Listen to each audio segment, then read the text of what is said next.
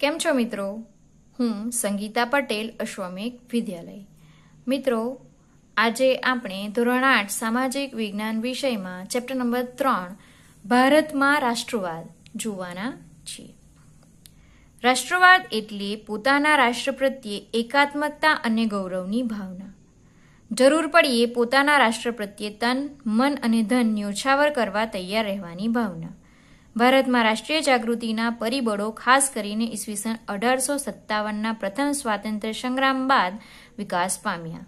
આધુનિક રાષ્ટ્રવાદનો સૌપ્રથમ ઉદ્ભવ યુરોપમાં જોવા મળે છે.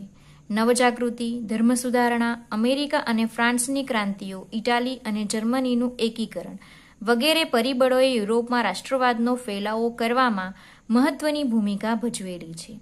ભારતમાં બ્રિટિશ શાસન હતું. બ્રિટિશરોના સંપર્કના પરિણામે ભારતીયોના રાજકીય, સામાજિક, ધાર્મિક અને આર્થિક દ્રષ્ટિકોણમાં ફેરફારો થયા. ભારતમાં આધુનિક રાષ્ટ્રવાદને ઘડનારા પરિબળો ઊભા થયા. આપણા દેશમાં આપણું રાજ્ય એટલે કે સ્વરાજ જોઈએ. આ વિચાર દેશના શિક્ષિત તથા બુદ્ધિશાળી લોકોમાં બ્રિટિશ શાસન દરમિયાન ફેલાતો ગયો. દેશવાસીઓમાં રાષ્ટ્રીય એકતાની ભાવના જાગૃત થઈ. આવી રાષ્ટ્રવાદની ભાવના પેદા કરનારા પરિબળોનો આપણે અભ્યાસ કરીશું. રાષ્ટ્રવાદ એટલે શું? તો રાષ્ટ્રવાદ એટલે પોતાના રાષ્ટ્ર પ્રત્યે, પોતાના દેશ પ્રત્યે એકાત્મકતા અને ગૌરવની ભાવના. કોઈ પણ માણસને, કોઈ પણ વ્યક્તિને પોતાના રાષ્ટ્ર પ્રત્યે, પોતાના દેશ પ્રત્યે ગૌરવની ભાવના જાગૃત થાય, એકતાની ભાવના જાગૃત થાય, તેને રાષ્ટ્રવાદ કહેવામાં આવે છે. અને જરૂર પડીએ પોતાના રાષ્ટ્ર પ્રત્યે તન, મન અને ધન આપણે ન્યોછાવર કરવાની ભાવના, એને રાષ્ટ્રવાદ કહેવામાં આવે છે. આપણે અહીં પણ અંડરલાઈન કરીશું. ભારતમાં રાષ્ટ્રીય જાગૃતિના પરિબળો ખાસ કરીને ઈસવીસન 1857ના પ્રથમ સ્વાતંત્ર્ય સંગ્રામ બાદ વિકાસ પામ્યા છે. રાષ્ટ્રીય જાગૃતિના પરિબળો ક્યારે વિકાસ પામ્યા છે? તો 1857નો સ્વાતંત્ર્ય સંગ્રામ થયા બાદ. તે આપણે આગલા સેમિસ્ટરમાં આ ચેપ્ટર જોઈ ગયા હતા કે 1857નો સ્વાતંત્ર્ય સંગ્રામ કેવી રીતે થયો હતો. તો એ 1857ના સ્વાતંત્ર્ય સંગ્રામ બાદ ભારતમાં રાષ્ટ્રીય જાગૃતિના પરિબળો વિકાસ પામ્યા હતા. અને આધુનિક રાષ્ટ્રવાદનો ઉદ્ભવ યુરોપમાં જોવા મળે છે. આધુનિક રાષ્ટ્રવાદનો સૌપ્રથમ ઉદ્ભવ ક્યાં જોવા મળે છે? તો યુરોપમાં જોવા મળે છે. નવજાગૃતિ, ધર્મ સુધારણા, અમેરિકા અને ફ્રાન્સની ક્રાંતિઓ, ઇટાલી અને જર્મનીનું એકીકરણ, આ બધા પરિબળોએ યુરોપમાં રાષ્ટ્રવાદનો ફેલાવો કરવામાં મહત્વની ભૂમિકા ભજવેલી છે. કયા કયા પરિબળોએ યુરોપમાં રાષ્ટ્રવાદનો ફેલાવો કરવામાં મહત્વની ભૂમિકા ભજવેલી છે? તો નવજાગૃતિ, ધર્મ સુધારણા, અમેરિકા અને ફ્રાન્સમાં જે ક્રાંતિઓ થઈ હતી એ, અને ઇટાલી અને જર્મનીનું એકીકરણ થયું. આ બધા પરિબળોએ ભૂમિકા ભજવેલી છે. ભારતમાં બ્રિટિશ શાસન હતું. ભારતમાં કયું શાસન હતું? બ્રિટિશ શાસન હતું. એટલે કે ભારતમાં બ્રિટિશો રાજ કરતા હતા અને બ્રિટિશરોના સંપર્કમાં ભારતીયો આવ્યા અને એના કારણે રાજકીય, સામાજિક, ધાર્મિક અને આર્થિક આ દ્રષ્ટિકોણમાં ફેરફારો થયા. અને ભારતમાં આધુનિક રાષ્ટ્રવાદને ઘડનારા પરિબળો ઊભા થયા. અને આપણા દેશમાં આપણું રાજ્ય એટલે કે સ્વરાજ જોઈએ. આ વિચાર દેશના શિક્ષિત અને બુદ્ધિશાળી લોકોમાં આવ્યો અને દેશવાસીઓમાં રાષ્ટ્રીય એકતાની ભાવના જાગૃત થઈ. દેશવાસીઓમાં શેની ભાવના જાગૃત થઈ? તો રાષ્ટ્રીય એકતાની. રાષ્ટ્ર એક થઈને રહેવું જોઈએ એવી એકતાની ભાવના જાગૃત થઈ. અને આવી રાષ્ટ્રવાદની ભાવના પેદા કરનારા પરિબળોનો આપણે અભ્યાસ કરીએ કે આપણા ભારતવાસીઓમાં રાષ્ટ્રવાદની ભાવના કેવી રીતે પેદા થઈ. તો તેના માટે કેટલાક પરિબળો જવાબદાર છે. તો એ પરિબળોનો આપણે અત્યારે અભ્યાસ કરીશું. તેમાંનું સૌથી પહેલું પરિબળ છે રાજકીય. અંગ્રેજોના શાસન પહેલાં આપણા દેશમાં રાજકીય એકતાનો અભાવ હતો. ભારત નાના મોટા રજવાડાઓમાં વહેંચાયેલું હતું. અંગ્રેજોએ ભારતના ઘણા રાજવીઓને હરાવીને મોટા ભાગના ભારત ઉપર પ્રત્યક્ષ કે પરોક્ષ રીતે અંકુશ સ્થાપી દીધો. અંગ્રેજોના તાબા હેઠળ એક સરખું વહીવટીતંત્ર અમલમાં આવ્યું. અંગ્રેજ શાસનનો અનુભવ એકંદરે સારો ન હતો. આ અને આવા અનેક કારણોસર અંગ્રેજ શાસન સામેનો વિરોધ ઊભો થયો. ધીરે ધીરે આ વિરોધ પ્રબળ બનતો ગયો. અંગ્રેજોના શાસન પહેલા આપણા દેશમાં રાજકીય એકતાનો અભાવ હતો. એટલે રાજકીય ક્ષેત્રે એકતા ન હતી આપણા દેશમાં. કે અંગ્રેજોના શાસન પહેલા અંગ્રેજો આપણા દેશમાં શાસન કરવા આવ્યા તે પહેલાની વાત છે. અને ભારત નાના મોટા રજવાડાઓમાં વહેંચાયેલું હતું. ભારત કેવી રીતે વહેંચાયેલું હતું? તો નાના મોટા રાજા રજવાડાઓમાં વહેંચાયેલું હતું. અને અંગ્રેજોએ ભારતના ઘણા રાજાઓને હરાવીને મોટા ભાગના ભારત પર અંકુશ સ્થાપી દીધો હતો. અને એનો ફાયદો ઉઠાવીને આપણા દેશમાં રાજકીય એકતા ન હતી અને એનો ફાયદો ઉઠાવીને અંગ્રેજોએ ભારતના મોટા ભાગના વિસ્તારો પર અંકુશ જમાવી દીધો હતો. અને અંગ્રેજોના તાબા હેઠળ એક સરખું વહીવટીતંત્ર અમલમાં આવ્યું. અંગ્રેજોના તાબા હેઠળ કેવું વહીવટીતંત્ર અમલમાં આવ્યું? તો એક સરખું વહીવટીતંત્ર અમલમાં આવ્યું. અને અંગ્રેજ શાસનનો અનુભવ સારો ન હતો. આવા અનેક કારણોસર અંગ્રેજ શાસન સામેનો વિરોધ ઊભો થયો અને ધીરે ધીરે આ વિરોધ પ્રબળ બનતો ગયો. તો આ હતા રાજકીય પરિબળો કે જેના કારણે ભારતમાં રાષ્ટ્રવાદનો ઉદય થયો. હવે આર્થિક પરિબળો આપણે જોઈએ તો અંગ્રેજોની આર્થિક નીતિએ ભારતને પાયમાલ કર્યું. અંગ્રેજો ભારતમાંથી કાચો માલ ઇંગ્લેન્ડ લઈ જતા અને ત્યાં ઉત્પાદિત કરેલો તૈયાર માલ ભારતના બજારોમાં વેચતા હતા. ઇંગ્લેન્ડથી ભારત આવતા તૈયાર માલ ઉપર નજીવી જકાત લેવાતી હતી.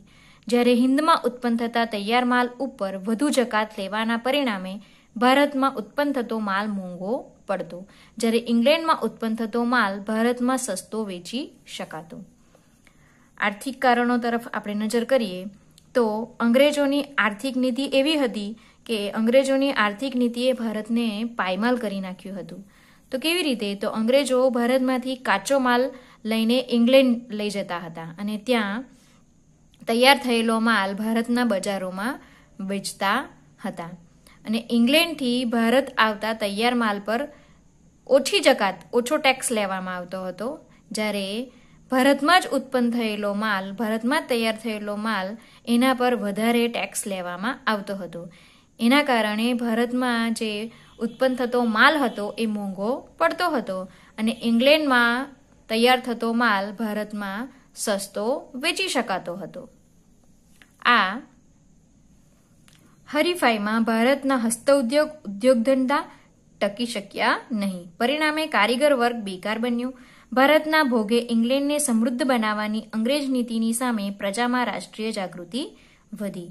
અને આ હરીફાઈમાં ભારતના જે હસ્ત ઉદ્યોગ હતા, જે ઉદ્યોગ ધંધા હતા, એ બધું ટકી શક્યું નહીં. અને પરિણામે શું થયું? જે કારીગર વર્ગ હતો, જે કામ કરતા હતા, એ બેકાર બની ગયા અને ભારતના ભોગે ઇંગ્લેન્ડને સમૃદ્ધ બનાવવાની અંગ્રેજ નીતિ હતી. અંગ્રેજની નીતિ કેવી હતી? ભારતના ભોગે ઇંગ્લેન્ડને સમૃદ્ધ બનાવવાની હતી. અને આ નીતિની સામે લોકોએ વિરોધ કર્યો અને પ્રજામાં રાષ્ટ્રીય જાગૃતિ આવી. હવે ત્રીજું પરિબળ છે વાહન અને સંદેશા વ્યવહાર. ભારતમાં રેલવે, તાર ટપાલ, જમીન તથા જળ વ્યવહારના માર્ગો લશ્કરી, આર્થિક અને રાજકીય કારણોસર વિકસાવવામાં આવ્યા હતા. છતાંય તેનાથી દેશના લોકોને લાભ થયો. આ સાધનોના ઝડપી વિકાસથી વિશાળ દેશના માનવી એકબીજાની નજીક આવ્યા. કારીગર તથા વેપારી વર્ગ ધંધાર્થે એકબીજાના પ્રદેશમાં જવા લાગ્યા. તેમની વચ્ચે વિચારોની આપલે વધી. તેમના સંપર્કો વધવાથી જ્ઞાતિ, કોમ અને પ્રદેશના ભેદભાવો ઓછા થયા. રાષ્ટ્રીય નેતાઓ તેમના વિચારો તથા યોજનાઓ પ્રજાના તમામ વર્ગોમાં ફેલાવી શક્યા. પ્રાદેશિક કક્ષાને બદલે રાષ્ટ્રીય કક્ષાની નેતાગીરી ઊભી થઈ, જેણે સ્વરાજની સિદ્ધિમાં નોંધપાત્ર ફાળો આપ્યો. ભારતમાં રેલવે, તાર, ટપાલ, જમીન અને જળ વ્યવહારના માર્ગો લશ્કરી, આર્થિક અને રાજકીય કારણોસર વિકસાવવામાં આવ્યા હતા. અંગ્રેજોએ આ જે માર્ગો હતા એ માર્ગો વિકસાવેલા હતા અને વિવિધ જે આ ટેકનોલોજીની જે સુવિધા હતી એ તેમણે પોતાના કામ માટે એમણે વિકસાવેલી હતી અંગ્રેજોએ. છતાંય તેનો લાભ આપણા દેશના લોકોને પણ થવા લાગ્યો હતો. અને આ સાધનોના ઝડપી વિકાસથી જે વિશાળ દેશ હતો આપણો, એ વિશાળ દેશના જે માણસો હતા તે એકબીજાની નજીક ધીરે ધીરે આવવા લાગ્યા. અને જે કારીગર વર્ગ હતો, વેપારી વર્ગ હતો, એ ધંધાર્થે એટલે કે ધંધાના કારણે એ લોકો એકબીજાના પ્રદેશમાં આવવા જવા લાગ્યા અને તેમની વચ્ચે વિચારોની આપલે થવા લાગી. એકબીજાના વિચારો એ લોકો, આપણા દેશના લોકો એકબીજાને આપવા લાગ્યા અને એમના સંપર્કો વધ્યા, એમના કોન્ટેક્ટ્સ વધ્યા. એના કારણે જે જ્ઞાતિ, કોમ અને પ્રદેશના જે ભેદભાવો હતા તે સમયે તે ઓછા થવા લાગ્યા અને રાષ્ટ્રીય નેતાઓ અને તેમના વિચારો તથા યોજનાઓ પ્રજાના બધા વર્ગોમાં ફેલાવી શક્યા અને પ્રાદેશિક કક્ષાને બદલે રાષ્ટ્રીય કક્ષાની નેતાગીરી ઊભી થઈ અને જેણે સ્વરાજની સિદ્ધિમાં નોંધપાત્ર ફાળો આપ્યો. આ રીતે પણ ભારતમાં રાષ્ટ્રવાદનો ઉદય થયો, વાહન અને સંદેશા વ્યવહારથી પણ. ચોથું પરિબળ છે શિક્ષણ અને સાહિત્ય. ભારતીય રાષ્ટ્રવાદના ઉદયમાં અંગ્રેજી કેળવણીનો પણ મોટો ફાળો રહ્યો. આ કેળવણીના કારણે પશ્ચિમની વિચારસરણીના દ્વાર ઉઘડ્યા. વિશ્વનું ઘણું બધું સાહિત્ય અંગ્રેજીમાં હતું. આપણા દેશના લોકો અંગ્રેજી ભાષા શીખ્યા, વિશ્વના પ્રવાહોથી માહિતગાર થયા. આ કારણે અમેરિકન સ્વાતંત્ર્ય સંગ્રામમાંથી, લોકશાહીની તથા ફ્રાન્સની ક્રાંતિમાંથી સ્વતંત્રતા, સમાનતા અને બંધુત્વની ભાવનાની પ્રેરણા મળી. આત્મશ્રદ્ધા વધી અને સૌ ભારતના ઉજ્જવળ ભાવિની કલ્પના કરવા લાગ્યા. દેશની પ્રાદેશિક ભાષાઓમાં નવલકથાઓ, નાટકો, વાર્તાઓ, કાવ્યો અને ગીતો વગેરે લખાયા. આ સાહિત્ય રાષ્ટ્રભક્તિનો સંદેશ આપ્યો. ભારતીય રાષ્ટ્રવાદના ઉદયમાં અંગ્રેજી કેળવણી, અંગ્રેજીનું જે શિક્ષણ હતું, અંગ્રેજ લોકોનું જે શિક્ષણ હતું તેણે પણ મોટો ફાળો આપ્યો છે. આ કેળવણીના કારણે પશ્ચિમની વિચારસરણી હતી તેના દ્વાર ઉઘડી ગયા અને વિશ્વનું ઘણું બધું સાહિત્ય અંગ્રેજીમાં હતું. વિશ્વનું જે સાહિત્ય હતું તે બધું કઈ ભાષામાં હતું? અંગ્રેજી ભાષામાં હતું. અને આપણા દેશના લોકો પણ અંગ્રેજી ભાષા શીખ્યા અને વિશ્વના જે પ્રવાહો હતા, વિશ્વના જે વિચારો હતા એ વિચારોથી માહિતગાર થયા અને આ કારણે અમેરિકન સ્વાતંત્ર્ય સંગ્રામમાંથી, લોકશાહીની અને ફ્રાન્સની ક્રાંતિમાંથી સ્વતંત્રતા, સમાનતા અને બંધુત્વની ભાવનાની પ્રેરણા આપણા ભારત દેશના લોકોને મળી અને આત્મશ્રદ્ધા વધી અને સૌ ભારતના ઉજ્જવળ ભવિષ્યની કલ્પના કરવા લાગ્યા અને દેશની પ્રાદેશિક ભાષાઓમાં, દેશની જે પ્રાદેશિક ભાષાઓ હતી એ ભાષાઓમાં નવલકથા, નાટકો, વાર્તાઓ, કાવ્યો, ગીતો આ બધું લખાવા લાગ્યું અને આ રીતે આ બધા જે સાહિત્ય હતા, શિક્ષણ અને સાહિત્યના કારણે રાષ્ટ્રભક્તિનો સંદેશ લોકો સુધી પહોંચી શક્યો અને આ રીતે ભારતમાં રાષ્ટ્રવાદનો ઉદય થયો. હવે આગળ વિચારો પ્રશ્નોત્તર છે કે અંગ્રેજી કેળવણીથી લાભ થયો કે ગેરલાભ? કઈ રીતે? તો અંગ્રેજી કેળવણીથી લાભ થયો એ આપણે જોઈ ગયા. શિક્ષણ અને સાહિત્ય પરિબળ આપણે જોઈ ગયા. એ પરિબળના આધારે આપણે કહી શકીએ કે અંગ્રેજી કેળવણીથી ભારત દેશને લાભ થયો. હવે પાંચમું પરિબળ કયું છે? તો વર્તમાન પત્રો એટલે કે ન્યૂઝપેપર. તમે જોઈ શકો છો ચિત્ર ન્યૂઝપેપરનું. ભારતીય ચેતના ફેલાવવામાં વર્તમાન પત્રોએ નોંધપાત્ર હિસ્સો આપ્યો. બંગાળા, મુંબઈ, બંદરાસ તથા બીજા પ્રાંતોમાં પ્રસિદ્ધ થતા અખબારોએ સરકારની નીતિઓની ટીકા કરી, લોકોમાં રાષ્ટ્રીય ભાવના જાગૃત કરી. રાષ્ટ્રીય ચેતના, રાષ્ટ્રીય જાગૃતિ ફેલાવવામાં વર્તમાન પત્રોએ, આ ન્યૂઝપેપરોએ પણ નોંધપાત્ર ફાળો આપ્યો હતો. બંગાળા, મુંબઈ, મદ્રાસ અને બીજા પ્રાંતોમાં પ્રસિદ્ધ થતા અખબારો એટલે કે આ સમાચાર પત્રોએ સરકારની જે નીતિઓ હતી, જે અંગ્રેજ સરકારની તે સમયે જે નીતિઓ હતી એ નીતિઓની ટીકા કરી લોકોમાં રાષ્ટ્રીય ભાવના જાગૃત કરી. અખબારો દ્વારા, સમાચાર પત્રો દ્વારા પણ લોકોમાં જાગૃતિ આવી. લોકોએ બધું એ વાંચ્યું અને તેના દ્વારા સરકારની જે નીતિઓ હતી, જે અંગ્રેજ સરકારની જે કૂટનીતિઓ હતી ઇંગ્લેન્ડને સમૃદ્ધ કરવાની, એ નીતિઓની તેમને માહિતી મળી. આ રીતે દેશના લોકોમાં રાષ્ટ્રીય ભાવના જાગૃત થઈ. વર્તમાન પત્રોનો પણ ખૂબ મોટો ફાળો છે રાષ્ટ્રીય ભાવના જાગૃત કરવામાં. વર્તમાન પત્રોએ રાષ્ટ્રીય ભાવના કઈ રીતે જાગૃત કરી? તો વર્તમાન પત્રોએ અંગ્રેજ સરકારના આપખુદ તંત્રની ટીકા કરી અને અંગ્રેજ સરકાર વિરુદ્ધ લોકજાગૃતિ ઉત્પન્ન કરીને લોકમત કેળવ્યો અને પ્રજાની વેદનાઓને વાચા આપી સરકારના જે અન્યાયી કર્મો હતા, અન્યાયી કામો હતા એને ઉઘાડા પાડવામાં આવ્યા અને વર્તમાન પત્રોએ લોકોમાં દેશભક્તિની ભાવના, સ્વતંત્રતાની ઝંખના પેદા કરી. આ રીતે 19મી સદીમાં વર્તમાન પત્રોએ ભારતમાં રાષ્ટ્રીય ભાવના જાગૃત કરી હતી. હવે આગળ છઠ્ઠું પરિબળ જોઈએ, ભારતનો ભવ્ય વારસો. પાશ્ચાત્ય પુરાતત્વવિદ એલેક્ઝાન્ડર કનિંઘહામ તથા તેના મદદનીશોએ ભારતના અનેક પ્રાચીન સ્થળોએ ખોદકામ કર્યા. ભારતીય સંસ્કૃતિની ગૌરવગાથાના અનેક અવશેષો શોધી કાઢ્યા. ભગવાન લાલ ઇન્દ્રજી જેવા ભારતીય પુરાતત્વવિદોએ પણ અનેક પુરાણા અવશેષો શોધી ભારતીયોની દેશની સંસ્કૃતિની ભવ્યતાનો ખ્યાલ આપ્યો. પશ્ચિમના વિદ્વાનોએ ભારતીય સાંસ્કૃતિક વારસાને લગતી શોધખોળ કરી. ભારતના વિદ્વાનો પણ જોડાયા, પુસ્તકો પણ લખાયા. ગૌરવપૂર્ણ સાહિત્ય અને સંશોધનથી દેશવાસીઓની રાષ્ટ્રીય અસ્મિતા જાગૃત થઈ. ભારતનો ભવ્ય વારસો એટલો ભવ્ય હતો કે એ વારસાના કારણે પણ લોકોમાં જાગૃતિ પેદા થઈ, રાષ્ટ્રવાદ પેદા થયો. કે પાશ્ચાત્ય પુરાતત્વવિદ એલેક્ઝાન્ડર કનિંઘહામ હતા અને તેમના મદદનીશોએ ભારતના અનેક પ્રાચીન સ્થળોએ શું કર્યું? ખોદકામ કર્યું અને ભારતની જે સંસ્કૃતિ હતી, ભારતની જે ગૌરવગાથા હતી એના અવશેષો શોધી કાઢ્યા. અને ભગવાન લાલ ઇન્દ્રજી જેવા ભારતીય પુરાતત્વવિદ હતા, એમણે પણ અનેક પુરાવાઓ, અનેક અવશેષો શોધી કાઢ્યા ભારતની સંસ્કૃતિના ભવ્ય વારસાના. અને ભારત દેશની જે સંસ્કૃતિ હતી, જે ભવ્યતા હતી, એનો ખ્યાલ લોકો સુધી આપ્યો, તેમ લોકોને પહોંચાડ્યો. અને પશ્ચિમના વિદ્વાનોએ ભારતીય સાંસ્કૃતિક વારસાને લગતી શોધખોળ કરી અને ભારતના વિદ્વાનો પણ એમાં આ શોધખોળમાં જોડાયા અને ઘણા પુસ્તકો પણ લખવામાં આવ્યા. અને ગૌરવપૂર્ણ સાહિત્ય અને સંશોધનથી દેશવાસીઓમાં રાષ્ટ્રીય અસ્મિતા જાગૃત થઈ. જે ગૌરવપૂર્ણ સાહિત્ય હતું અને જે સંશોધનો થયા, એ સંશોધનોથી દેશવાસીઓને, આપણા દેશના લોકોમાં ભારતીય અસ્મિતા જાગૃત થઈ અને ભારતમાં રાષ્ટ્રવાદનો ઉદય થયો. આ રીતે ભારતનો ભવ્ય વારસો પણ રાષ્ટ્રવાદના ઉદય માટે જવાબદાર પરિબળ ગણી શકાય છે.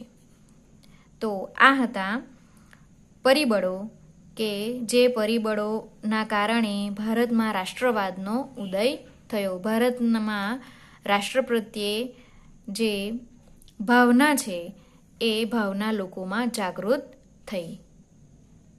આટલું જાણો. પાશ્ચાત્ય વિદ્વાનો Max Muller, Wilson, Fergusson, Buhler, Fleet તથા ભારતીય વિદ્વાનો રાજેન્દ્રલાલ મિત્ર, રામકૃષ્ણ ગો ભાંડારકર, હરિપ્રસાદ શાસ્ત્રી વગેરેના લખાણોએ ભારતના વેદો, ઉપનિષદો, રામાયણ, મહાભારત, ગીતા, સ્મૃતિ, પુરાણો વગેરેનું મહત્વ લોકોને સમજાવ્યું હતું. આ બધા જે લેખકો હતા, આ બધા જે પુરાતત્વ શાસ્ત્રીઓ હતા, એમણે પણ, આ જે બધા વિદ્વાનો હતા, એમણે પણ ભારતના લોકોને ઘણું બધું સમજાવ્યું હતું. આપણી જે સંસ્કૃતિ છે એના વિશે માહિતી આપી હતી. હવે આપણે આગળ જોઈએ તો હિન્દી રાષ્ટ્રીય મહાસભા, ઇન્ડિયન નેશનલ કોંગ્રેસની સ્થાપના. ઇન્ડિયન નેશનલ કોંગ્રેસની સ્થાપના કેવી રીતે થઈ તે આપણે જોઈએ. તો હિન્દી રાષ્ટ્રીય મહાસભાની સ્થાપનામાં ઉપરના પરિબળો તથા કેટલીક પ્રાદેશિક સંસ્થાઓનો પણ ફાળો હતો. આ સંસ્થાઓએ રાષ્ટ્રીય મહાસભાની સ્થાપનાની ભૂમિકા તૈયાર કરી. તો હિન્દી રાષ્ટ્રીય મહાસભાની સ્થાપનામાં જે આપણે ઉપરના પરિબળો જોઈ ગયા, રાજકીય, આર્થિક, વાહન અને સંદેશા વ્યવહાર, શિક્ષણ અને સાહિત્ય, વર્તમાનપત્ર અને ભારતનો ભવ્ય વારસો, આ બધા પરિબળોએ પણ હિન્દી રાષ્ટ્રીય મહાસભાની સ્થાપનામાં મહત્વનો ફાળો આપ્યો હતો. આટલું જાણો. હિન્દી રાષ્ટ્રીય મહાસભા અગાઉના પ્રાદેશિક સંગઠનો. હિન્દી રાષ્ટ્રીય મહાસભાની સ્થાપના થઈ એ પહેલા જે પ્રાદેશિક સંગઠનો હતા તે આપણે જોઈએ તો બંગાળ બ્રિટિશ ઇન્ડિયન સોસાયટી જે કોલકાતામાં હતી, મદ્રાસ નેટિવ સભા એ ચેન્નાઈમાં હતી, Indian association Kolkata, Bombay association Mumbai અને સાર્વજનિક સભા એ પુણેમાં હતી. આ બધા સંગઠનો તે સમયે હતા. આગળ જોઈએ તો સર એલન ઓક્ટેવિયન હ્યુમ, હ્યુમ નામના નિવૃત્ત અંગ્રેજ અધિકારીને ખાતરી થઈ ચૂકી હતી કે બ્રિટિશ સામ્રાજ્ય ઉપરથી દેખાય એટલું સલામત નથી. તેઓ માનતા કે જનતામાં ફેલાયેલ અસંતોષને ઘટાડવામાં નહીં આવે તો 1857ના સ્વાતંત્ર્ય સંગ્રામ જેવી ઘટના ફરીથી પણ બને. આ જન આક્રોશ રોકવા તેમણે બંધારણીય સંસ્થા સ્થાપવાનું વિચાર્યું. તત્કાલીન વાઇસરોય ડફરીનને સમજાવ્યા. નિવૃત્ત અધિકારીના વિચારને વાઇસરોયનો પણ ટેકો મળ્યો. સર એલન એક્ટેવિયન હ્યુમ એટલે કે A.O. હ્યુમ, એનું ચિત્ર અહીં તમે જોઈ શકો છો, એનું પિક્ચર, એ નિવૃત્ત અંગ્રેજ અધિકારી હતા અને એમને ખાતરી થઈ ચૂકી હતી કે બ્રિટિશ સામ્રાજ્ય ઉપરથી જેટલું દેખાઈ રહ્યું છે એટલું સલામત નથી. લોકોમાં રાષ્ટ્રવાદની ભાવના પેદા થઈ રહી છે. એના કારણે ફરી પાછો 1857નો સ્વાતંત્ર્ય સંગ્રામ હતો, તેવો સંગ્રામ ફરી પાછો થઈ શકે છે એવું એમને લાગવા લાગ્યું. અને જન આક્રોશ, જે લોકોનો આક્રોશ હતો, ભારતના લોકોનો જે આક્રોશ હતો, એ આક્રોશને રોકવા માટે તેમણે બંધારણીય સંસ્થા સ્થાપવાનું વિચાર કર્યું. અને એમણે કોને સમજાવ્યા એ સંસ્થા સ્થાપવા માટે? તત્કાલીન વાઇસરોય ડફરીન હતા તે સમયે. એ ડફરીનને એમણે A.O. હ્યુમે સમજાવ્યા બંધારણીય સંસ્થા સ્થાપવા માટે. અને નિવૃત્ત અધિકારીના વિચારને વાઇસરોયનો પણ ટેકો મળ્યો. જે વાઇસરોય ડફરીન હતા, એ ડફરીને આજે નિવૃત્ત અધિકારી A.O. હ્યુમ હતા એમને ટેકો આપ્યો. એમની વાત તેમણે સાંભળી અને સ્વીકારી. A.O. હ્યુમના પ્રયત્નોથી ડિસેમ્બર 1885માં હિન્દી રાષ્ટ્રીય મહાસભાની સ્થાપના કરવામાં આવી. આ રીતે A.O. હ્યુમ, જે નિવૃત્ત અંગ્રેજ અધિકારી હતા, એ અધિકારીના પ્રયત્નોથી ઈસવીસન 1885માં હિન્દી રાષ્ટ્રીય મહાસભાની સ્થાપના કરવામાં આવી અને મુંબઈની ગોકુળદાસ તેજપાલ સંસ્કૃત પાઠશાળામાં 28મી ડિસેમ્બર 1885ના રોજ વ્યોમેશચંદ્ર બેનર્જીના પ્રમુખ પદે તેનું પ્રથમ અધિવેશન મળ્યું. આ વ્યોમેશચંદ્ર બેનર્જી તમે જોઈ શકો છો બાજુના ચિત્રમાં. એ વ્યોમેશચંદ્ર બેનર્જીના પ્રમુખ પદે પ્રથમ અધિવેશન ક્યાં મળ્યું? તો મુંબઈની ગોકુળદાસ તેજપાલ સંસ્કૃત પાઠશાળામાં 28મી ડિસેમ્બર 1885ના રોજ પ્રથમ અધિવેશન મળ્યું. અને તેમાં ભારતના જુદા જુદા પ્રદેશોમાંથી કેટલા લોકોએ હાજરી આપી હતી? 72 પ્રતિનિધિઓએ હાજરી આપી હતી. જુદા જુદા પ્રદેશોમાંથી 72 જેટલા પ્રતિનિધિઓ આ અધિવેશનમાં હાજર રહ્યા હતા.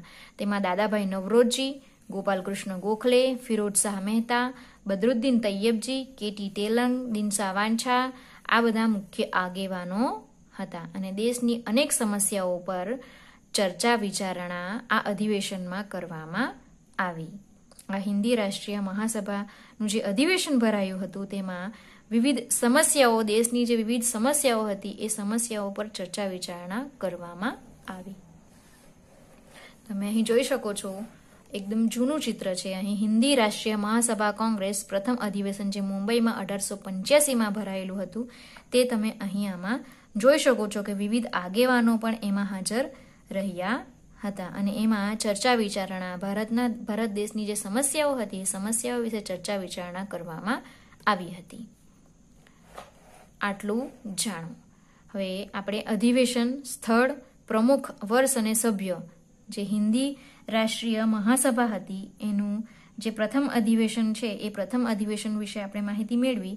હવે બીજું અધિવેશન, તેની માહિતી આપણે મેળવીએ તો બીજું અધિવેશન છે કોલકાતામાં ભરાયેલું હતું. એ દાદાભાઈ નવરોજીના પ્રમુખ પદે યોજાયેલું હતું અને એ 1886માં બધા ભેગા થયા હતા. એના સભ્ય કેટલા હતા? 432. ત્રીજું અધિવેશન મદ્રાસમાં ભરાયેલું હતું. એ બદરુદ્દીન તૈયબજીના આગેવાની હેઠળ હતું અને 1887માં અધિવેશન ભરાયેલું હતું અને એના સભ્ય કેટલા હતા? 607 હતા. તો મિત્રો, આજના વિડીયોમાં આપણે ભારતમાં રાષ્ટ્રવાદ કેવી રીતે ફેલાયો, ભારતમાં ના લોકોમાં તન, મન, ધનથી દેશ પ્રત્યે નોછાવર થવાની ભાવના કેવી રીતે જાગૃત થઈ તેના પરિબળો આપણે જોયા. તેના પરિબળો આર્થિક, રાજકીય અને સમાચાર પત્રો, વર્તમાન વાહન વ્યવહાર, સંદેશા વ્યવહાર, શિક્ષણ અને સાહિત્ય અને ભારતનો ભવ્ય વારસો, આ બધા પરિબળો જવાબદાર હતા ભારતમાં રાષ્ટ્રવાદની ભાવના પેદા કરવા માટેના. ત્યારબાદ આપણે હિન્દી રાષ્ટ્રીય મહાસભાની સ્થાપના કેવી રીતે થઈ, તેના માટે કયા કારણો જવાબદાર હતા, કયા પરિબળોના કારણે હિન્દી રાષ્ટ્રીય મહાસભાની સ્થાપના થઈ, કેવી રીતે થઈ અને કોની આગેવાની હેઠળ પ્રથમ અધિવેશન ભરાયું અને તેમાં કોણ કોણ મુખ્ય આગેવાનો તરીકે હાજરી આપી હતી અને કેટલા પ્રદેશોમાંથી પ્રતિનિધિઓએ હાજરી આપી હતી, તે બધી માહિતી આજે આપણે મેળવી. હવે આગળના વિડીયોમાં જોઈશું. અહીં સુધી આપણે વાંચન કરીશું. Thank you.